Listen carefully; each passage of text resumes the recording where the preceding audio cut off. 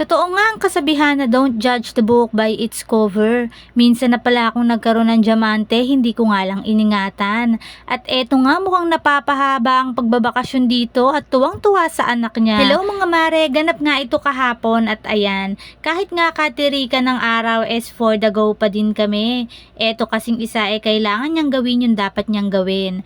Pupunta nga kami ng Marky Mall dito sa May Angeles City, Pampanga. Sa kakulitan nga nitong batang to, ayan, natalisod pa.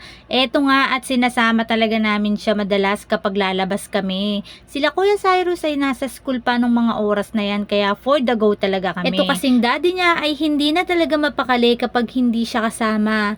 Kaya't ayan, nagplano na naman ng extension niya at talaga namang syempre masayang masaya ang bunsuan ko. Paano ba naman mas matagal niya pang makakasama yung daddy niya. Nangangamba nga lang ako, paano naman kaya kami nito sa araw-araw?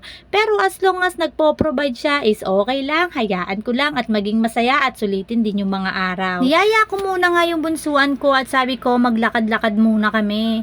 May balak din kasi akong tignan at titingnan ko nga kung medyo mataas yung presyo. Pero habang naglalakad-lakad kami, may ichichika ako sa inyo mga mare. Minsan na pala akong nagka-diamante. Ang problema, hindi ko nga lang iningatan. Binigyan kasi ako ng regalo ng aking partner na kwintas at hikaw. Napakasimple nga at napakaliit lang talaga. Akala ko naman kasi simpleng uni-silver lang yon or silver. Abay, diamante pala yun mare, kaya pala ang liit lang din. Masyado ko kasing hinusgahan agad yung binigay niya na yon. Kaya't ayun, totoo pala ang kasabihan na don't judge the book by its cover. Sabi ko nga sa kanya, bakit hindi sinabi sa akin? Di sana na isanla ko. Pwede naman palang isanla sayang naman nawala lang. Ang sagot niya naman sa akin mga mare, hindi naman nga daw kailangan na ipagmalaki niya pa kung magkano or kung anong klaseng regalo yung ibibigay niya sa akin. Ang mahalaga para sa kanya is binibigyan niya ako at naaalala niya ako kahit papano.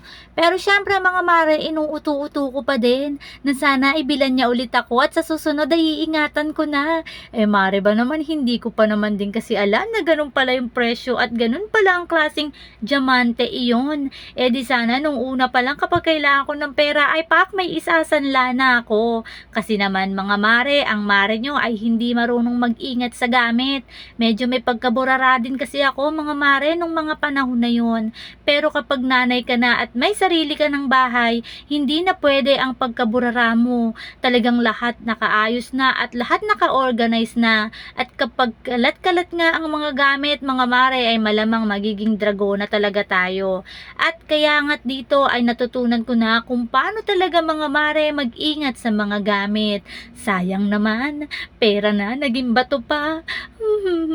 Siya mga mare, hanggang dito na nga lang. Hanggang ngayon, hindi ko pa rin matanggap yung pagkawala ng aking diamante. Bye-bye mga mare, see you on my next vlog.